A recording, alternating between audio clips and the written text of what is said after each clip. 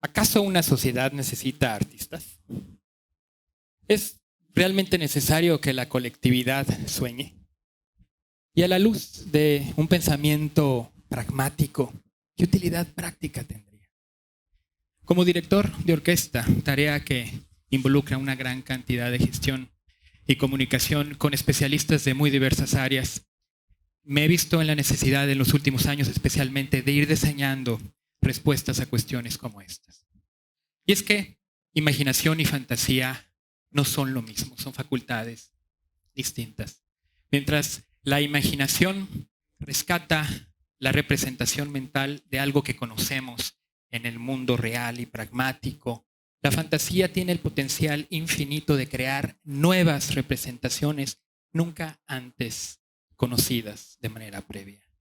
Mitologías, imágenes fantásticas o fantasmagóricas, medusas, quimeras antiguas y modernas, la impresión de un amanecer o de la naturaleza campirana, nuevas combinaciones de colores, trazos, formas, de texturas, de materiales, o la combinación de todo lo anterior, elementos reales e elementos con elementos irreales. La imaginación apela a la memoria de un recuerdo. Es la fantasía que junto con la técnica y el trabajo incansable de un creador hace nacer la obra artística. Quizás podemos pensar en la cultura simplemente como todo aquello que no es producido por la naturaleza y que sin embargo es connatural al hombre que piensa, que idealiza, que cree y que crea. Las distintas bellas artes, las distintas mitologías, las tradiciones folclóricas y las festividades, son todas ellas distintas formas de cultura en cuyo ingrediente básico encuentran la fantasía. Sea quizás esa capacidad de crear mundos paralelos el distintivo entre el ser humano y el mundo animal. Sea quizás un distintivo incluso entre varios seres humanos. El arte como profesión tendría un impacto en la sociedad contemporánea. ¿Es que puede coadyuvar a la investigación científica? ¿O como lo ha hecho desde tiempos inmemoriales, generar proximidad entre culturas lejanas? ¿Exaltar valores patrióticos, nacionales, religiosos, generar cohesión de grupos o construir el sentimiento de lo ceremonial o lo trascendental? En la Edad Media, mediante el estudio del quadrivium, estas 4 áreas del conocimiento llamadas artes liberales, existía el estudio de la música de una manera regular. El quadrivium se centraba en el estudio del número.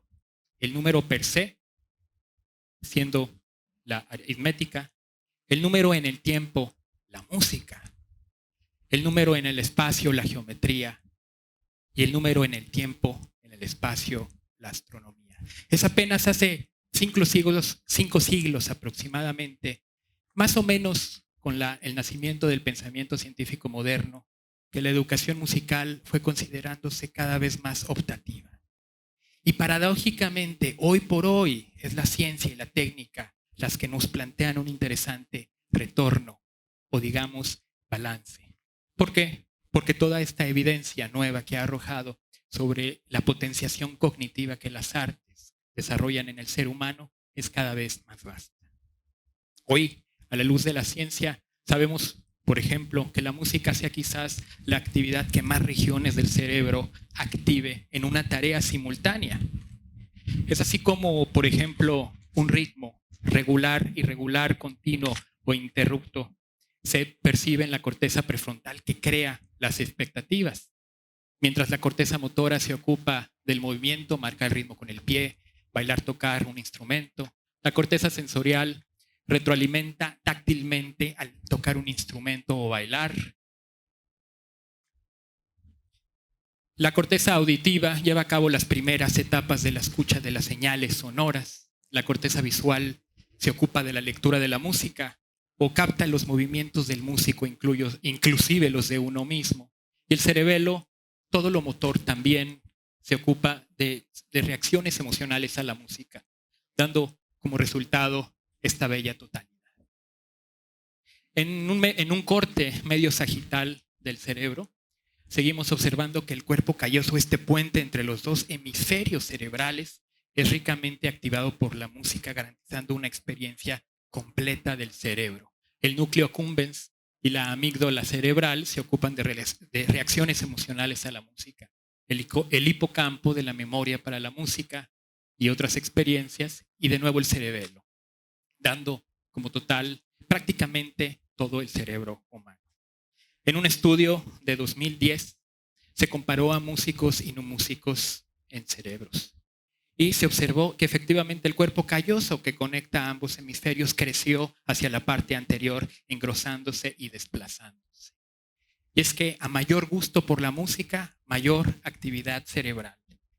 En esta imagen producida por la resonancia magnética, se muestra un sujeto que escucha música que no le gusta. Entonces la señal es localizada en solo un punto del cerebro, muy similar al ruido, que no tiene significado ni asociaciones. Pero en esta otra, la música es de su agrado, activa más regiones y se maximiza hasta llegar a esta, cuando escucha su música favorita. Sea esta bella metáfora visual una sugerencia del cerebro como una caja de resonancia de la cual emanan emociones, vivencias y recuerdos muy particulares para cada individuo. Y es que el sonido es un fenómeno físico. La música es un fenómeno metafísico. El sonido no significa nada en sí mismo, a diferencia de la palabra.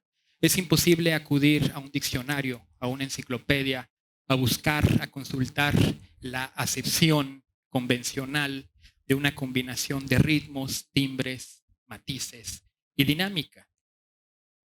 Por lo tanto, la música con este grado de abstracción no retrata una realidad tangible como las artes plásticas, no usa los colores ni sus formas y se constituye como un lenguaje meramente universal, un medio universal que no ha faltado en ninguna civilización desde el origen, desde la especie humana.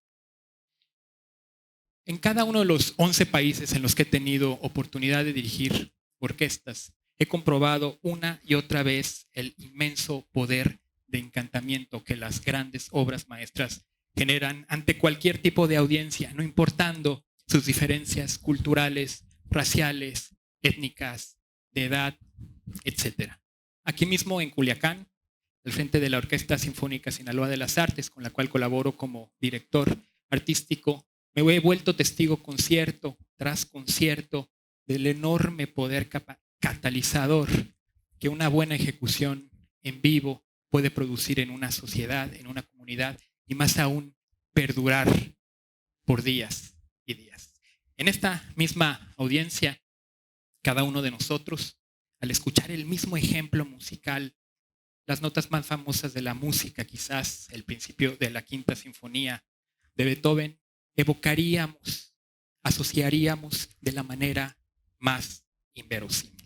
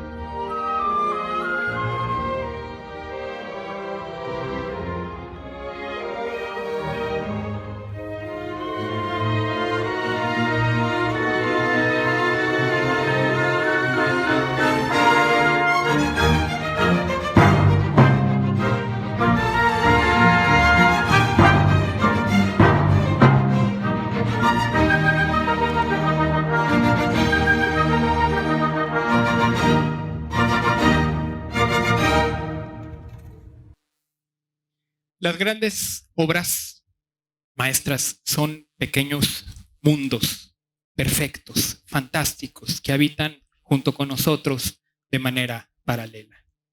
Encapsuladas, delimitadas por la técnica artística y la fantasía que les dio origen, fungen como ejemplos virtuosos en la sociedad. Aquel que asiste a un concierto, a un gran evento cultural, se convierte en testigo de modelos producidos y manufacturados por mentes soñadoras. Aquel que asiste es iluminado de alguna manera. Aquel que asiste regularmente vive inspirado. Un país que tiene artistas es un país que sabe soñar, que sabe pensar en lógicas mayores. Más allá de la lógica básica 1, 2, 3, ABC, quizás la lógica Z, 4, asterisco, M o en cualquier orden, y sin embargo llegar a la solución o a muchas más. Un país desarrollado defiende a sus instituciones artísticas, promoviendo además su multiplicación. Nunca habrá demasiadas. Mi propuesta es: busca conciertos, eventos culturales, aquellos donde la programación especialmente incluya obras desconocidas. Indaga, asiste, vuélvete testigo de todo esto. Busca esta experiencia creativa que nos obliga a ser mejores en cualquiera de los rubros profesionales a los cuales nos dediquemos. Inunda tu mente de pensamiento artístico. Nunca he conocido a nadie que, sumergiéndose en esta travesía, haya regresado a solicitar la devolución de su tiempo. Ciertamente, así como un cuerpo raquítico hace morir al alma, un alma sin alimento termina por hacer morir a un cuerpo. Muchas gracias.